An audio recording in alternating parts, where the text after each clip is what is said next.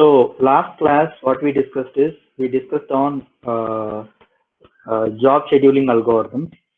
So in this particular class, we're going to discuss on uh, Prim's algorithm and Kruskal's algorithm.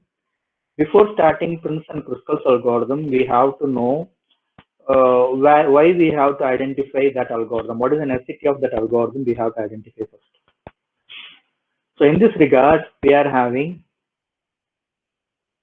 the concept of minimal cost spanning tree. Minimal cost spanning tree, we are having a concept. What is this actually?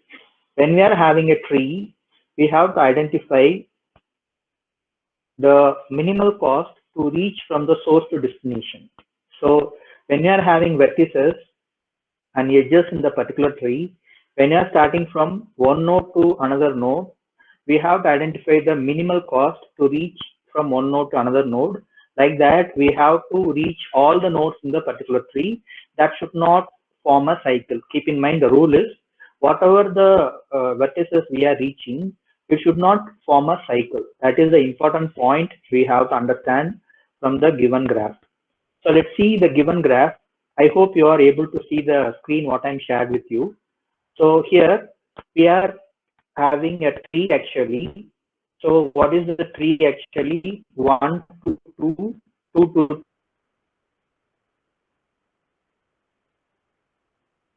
3,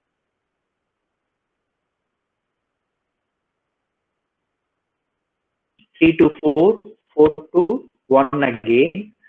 So the cost for 1 to 2, the vertex 1 to 2, we are having 5. So 1 to 2, we are having 5.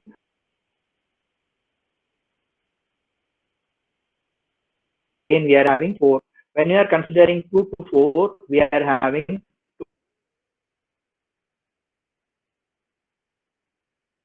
2.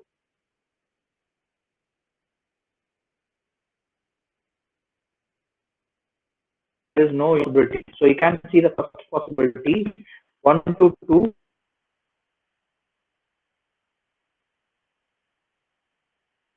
1 to 4. 1 is the source vertex.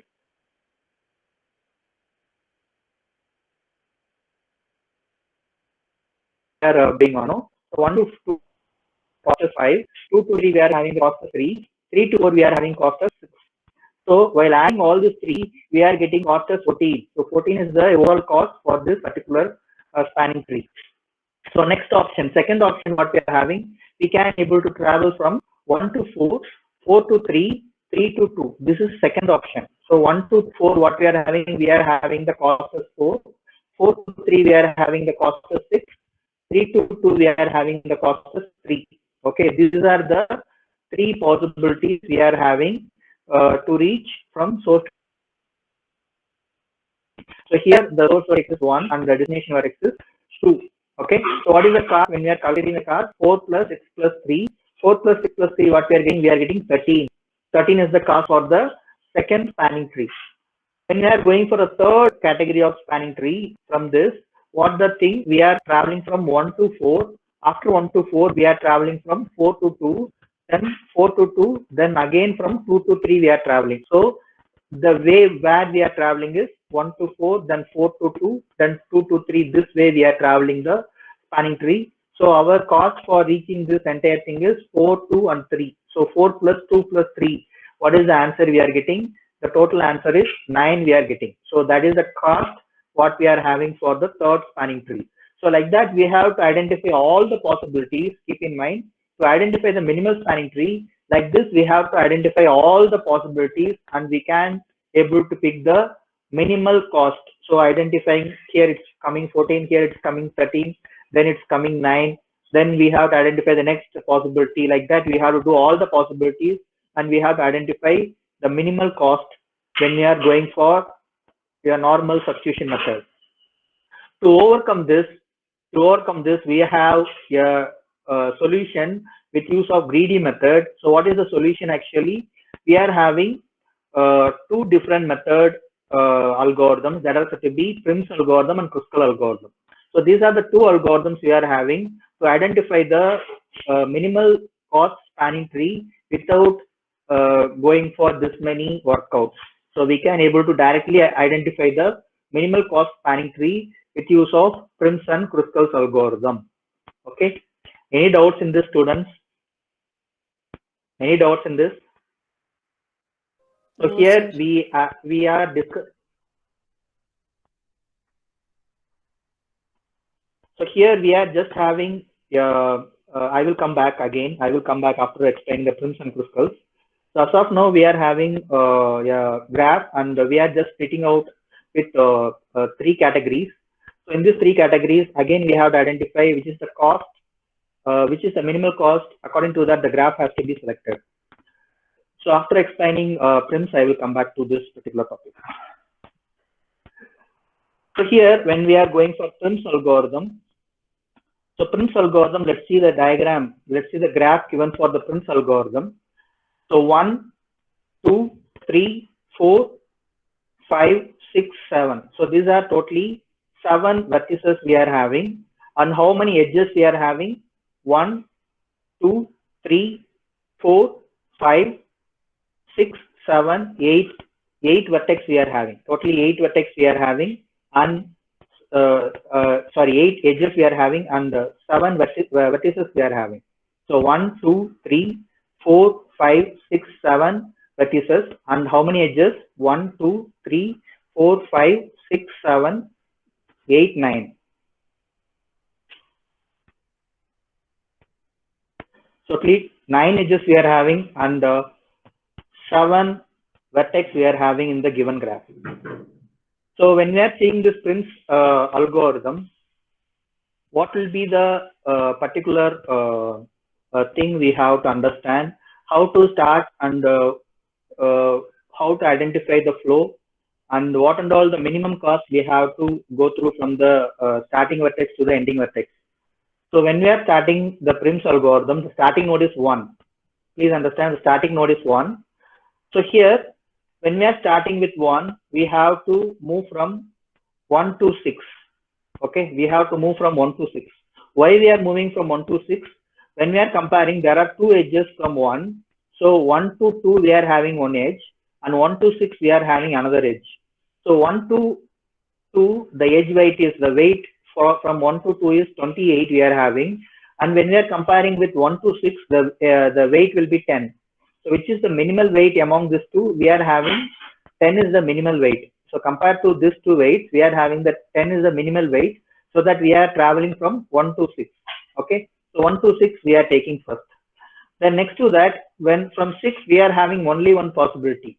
So from 6 we are having only one possibility to reach 5. So there is no other option. There is no other edge connected with 6. So already we traveled from 1 to 6. So next edges we are having 1 to 5. The weight is 25. So that we are making 1 to 5. So then after reaching 5, we are having 2 edges. So what is the first edge? First edge we are having 22. That will reach to 4. Another edge we are having 24. That will reach 7. So here 5 to 4 we are having one edge, and 5 to 7 we are having another edge.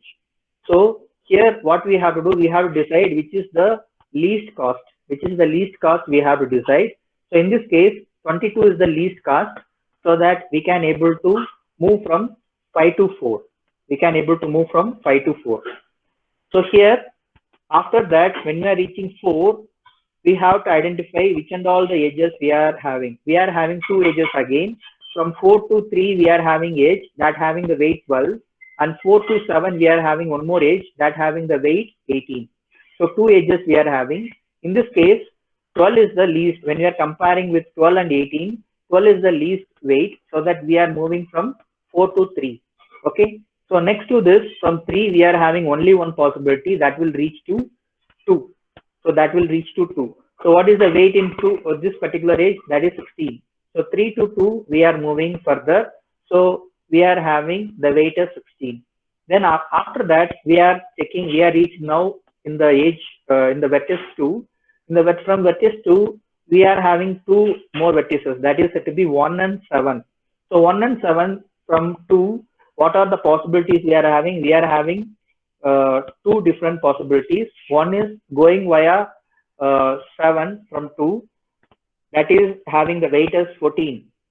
And another option is we can move from 2 to 1, the weight is 28. So comparing these two weights, we are having the least weight as 14.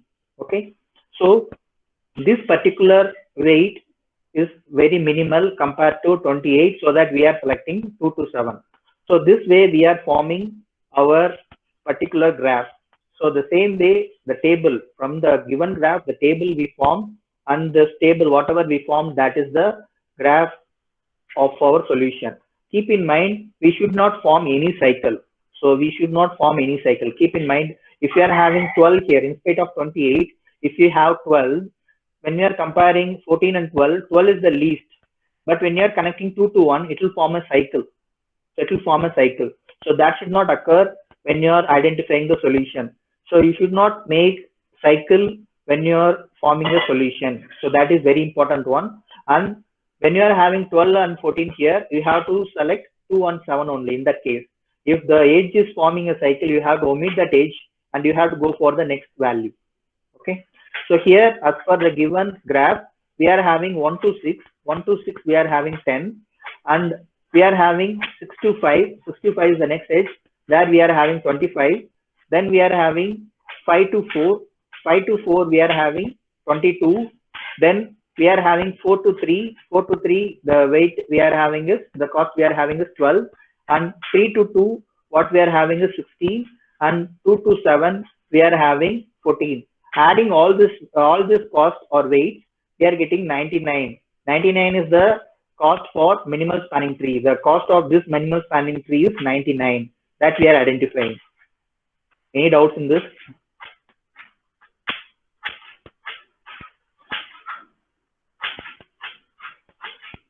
Anybody have doubt in this?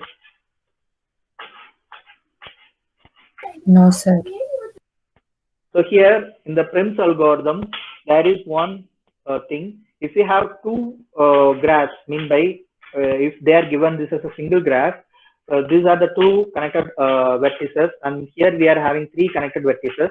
In this case, it's not possible to apply Prim's algorithm. Prim's algorithm will not be applied for unconnected graphs. That you have to understand properly. When you are having unconnected graphs, the Prim's algorithm will not work out. Prim's algorithm will work out only for the connected graphs. Okay, when you are having connected graph, a single graph, then only you can able to apply the Prim's algorithm. Okay, so if you are having connection between 1 to 3 or 2 to 5 or 2 to 3, in any case, if you have connection, then only you can able to apply Prim's algorithm.